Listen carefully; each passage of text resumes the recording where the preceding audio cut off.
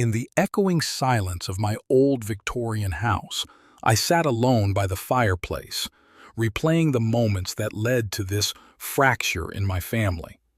My wife, Margaret, had been my partner for nearly 50 years, a woman whose laughter warmed these walls, whose kindness nurtured our children into the adults they are today. We built this home together, raised our daughter, Sophie, here, celebrated birthdays, anniversaries, and quiet nights by the crackling fire. When Margaret fell ill last winter, I knew the end was near. But I didn't expect the end to unravel not just her life, but the delicate threads of our family bond. Margaret passed away on a rainy Thursday in March. The house felt empty, stripped of its soul. I called Sophie immediately, my only child, expecting her to rush home to my side. She did, but her mind seemed elsewhere. I dismissed it, thinking it was grief. She stayed for 2 days, helping me arrange the funeral, comforting me when I'd wake in the night, reaching for a woman who was no longer there. Then, the night before the funeral, Sophie came to me, her eyes downcast. "Dad," she started, hesitating, "I need to tell you something." I waited, expecting a confession of pain or a memory of her mother. Instead, she said, "Michael's birthday is tomorrow. He's planned a weekend away for us. He says it'll help distract me." I stared at her, uncomprehending. "But your mother's funeral, Sophie, it's tomorrow." "I know, Dad, but Michael says Mom would want me to take care of myself and our marriage. He's been under stress too. This is important for us." Important. As if her mother's final farewell was insignificant in the face of a birthday dinner and a spa retreat. I felt anger surge through my chest, a betrayal so deep it made my grief feel small in comparison. I didn't raise my voice, I just nodded. What else could I do? The next day I stood alone at Margaret's gravesite. Our friends gathered around me, whispering condolences.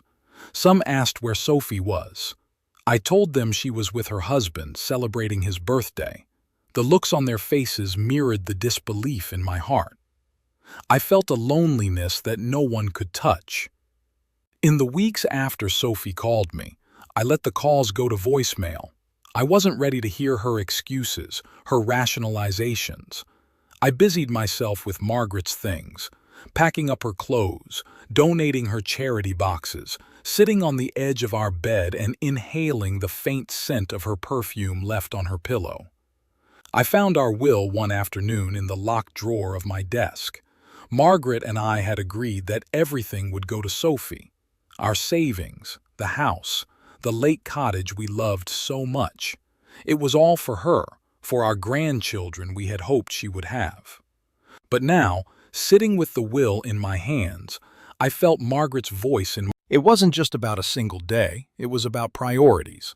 If my daughter could abandon her mother's funeral for her husband's birthday, what would she abandon me for when I became inconvenient? The thought chilled me. I decided then that my legacy, Margaret's legacy, needed to mean something. It needed to honor loyalty, not convenience. I called my lawyer the next week. I rewrote the will. The house would go to my sister's children, my niece and nephew, who had been like children to Margaret and me when Sophie moved out. The lake cottage I donated to a local nature trust in Margaret's name, to be used as a writer's retreat, a place of peace and reflection, the kind of place she would have loved to share with the world. Our savings, instead of funding Sophie's comfortable life, would be split among charities Margaret supported: cancer research, animal rescue, community gardens. I made sure my lawyer understood, not a penny to Sophie. When she finally showed up at my door weeks later, her eyes were red, her voice pleading, "Dad, why won't you talk to me?" I let her in. She sat at the kitchen table, the same spot where Margaret used to make Sunday pancakes. She cried, apologized, told me she didn't know what she was thinking. "It was Michael's idea," she said, as if that made it better. "And you agreed," I said softly. "You chose him. I didn't mean to hurt you, Dad." "But you did," I said. I stood and walked to the window. The garden outside was starting to bloom. wildflowers pushing through the soil Margaret once tended so lovingly. "You didn't just hurt me, Sophie. You hurt your mother. You dishonored her memory. She deserved better." We sat in silence. She begged me not to be rash, not to hold a grudge. She talked about the inheritance as if it was a given, something she was owed by birthright. That was when I realized she hadn't come for my forgiveness. She had come for what she believed she was entitled to. I told her then, calmly, without anger. I told her what I had done with the will, how everything would go to causes that mattered, to people who had stood by us when it counted. She looked at me, stunned, then furious. She accused me of betrayal, called me cold-hearted, selfish. I didn't raise my voice. I let her spew her hurt, her regret laced with entitlement. When she left, I felt the weight lift from my chest. For the first time since Margaret died, I felt like I had protected her, honored her spirit.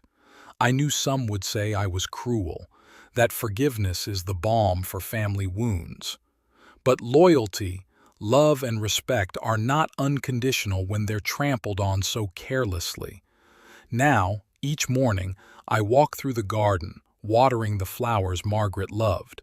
I sit by the lake cottage sometimes, imagining the writers who will find inspiration there, whispering their words into the same wind that once carried our laughter across the water. Sophie calls occasionally. Sometimes I answer, sometimes I don't. I wish her well.